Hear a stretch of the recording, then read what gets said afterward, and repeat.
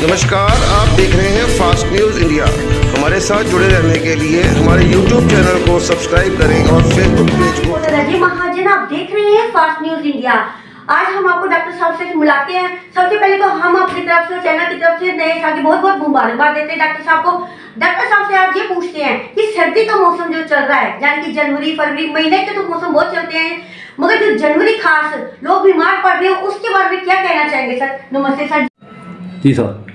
सबको नमस्कार। मैं doctor Harinder Singh Deol, as a critical care specialist in Deol multi speciality hospital Gurdaspur, और मैं अपने सभी इलाका निवासियों को और पंजाब को नए साल की करोड़ों करोड़ों मुबारकें देता हूं, और मैं यही आशा करता हूं कि ये नया साल सबके लिए अच्छा और खुशियां भरा है। सर जी, आप बता रहे थे कि जैसे कि बच्चों को क्या सावधानियां बरतनी चाहिए और बड़ों को क्या बरतनी चाहिए, क्या खाना चाहिए, उसके बारे में बताइएगा। देखिए, इस ठंड के मौसम में मैं बता रहा हूँ कि जो बुजुर्ग और बच्चे हैं ये ज़्यादा इफ़ेक्टेड होते हैं। जो इफ़ेक्टेड होते हैं उनको जो सिम्टम्स आते हैं बेसिकली खास करके सांस लेने के और बुखार चढ़ना, गला खराब होना, खांसी आनी, ये वाले जो ठंड के लक्षण होते हैं। और मैं आपको बता चुका हूँ इसमें जो सावधानियाँ बरतनी चाहिए कि गर्म कपड़े पहन के रखो, बहुत ज़रूरत पड़ने पे घर से बाहर जाओ। अगर ऐसे आप कहीं 4 जने जा रहे हो तो हो सके कि आप 4 व्हीलर में ट्रैवल करो, बजाय कि आप 2 व्हीलर में ट्रैवल कर रहे हो। तो एक तो धुंध होती है, धुंध के कारण एक्सीडेंट का खतरा बना रहता है, दूसरा ठंड लगने का भी खदशा होता है। तो उसके बाद अगर किसी को ऐसा कुछ लक्षण आते हैं, किसी को बुखार आ रहा है, किसी को खांसी आ रही है, जुकाम हो रहा है, कम कबा के बुखार चढ़ रहा है, तो उनको तुरंत ना स्पेशलिस्ट डॉक्टर के पास आके एक बार चेकअप कराना चाहिए, क्योंकि इसमें निमोनिया होने के चांसेस जो है बहुत बढ़ जाते हैं।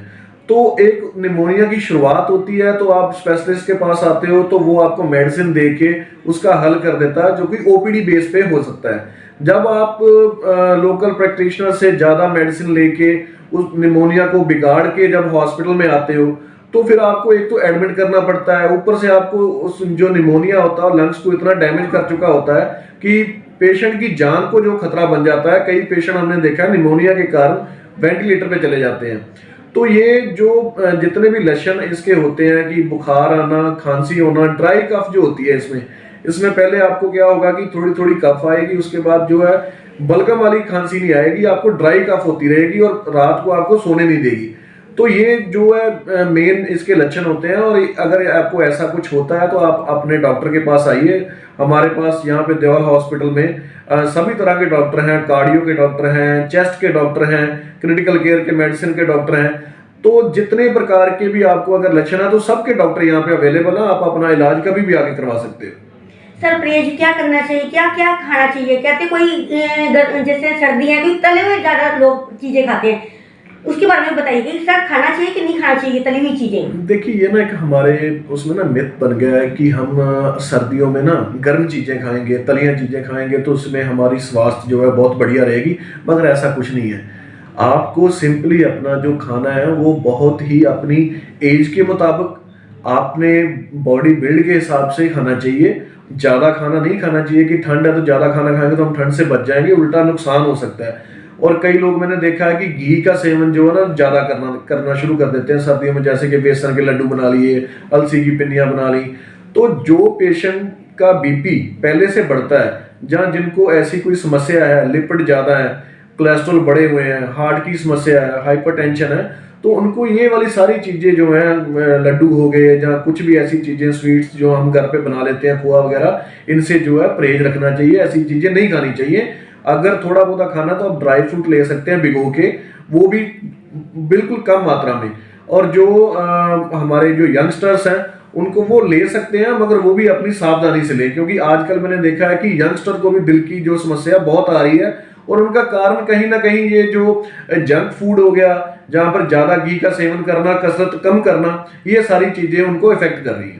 सर, मेरा आखिरी सवाल है कि जैसे कि किसी को पेशेंट को बीपी, शुगर और हार्ट की समस्या होती है, वो सर्दी से कैसे बचाव करें? परहेज तो बहुत करते हैं, क्या खाना चाहिए उनको उस दिन?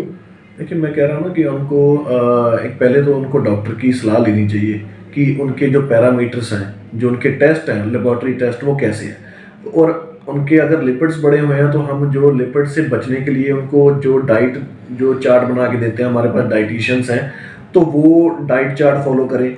जिनको हाइपरटेंशन की दिक्कत है वो नमक वगैरह कम लें। जिनको कोई हार्ट की समस्या है वो सिंपल सादा जो सात्विक भोजन होता है उसका जो है सेवन करना चाहिए, जिससे हम काफ़ी सारी बीमारियों से बच सकते हैं।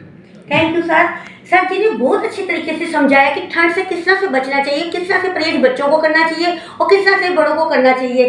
सर्दी में कम से कम जैसे कि गर्म पानी का सेवन जरूर करना चाहिए। Fast news India, Ajay Mahajan, विशेष रिपोर्ट।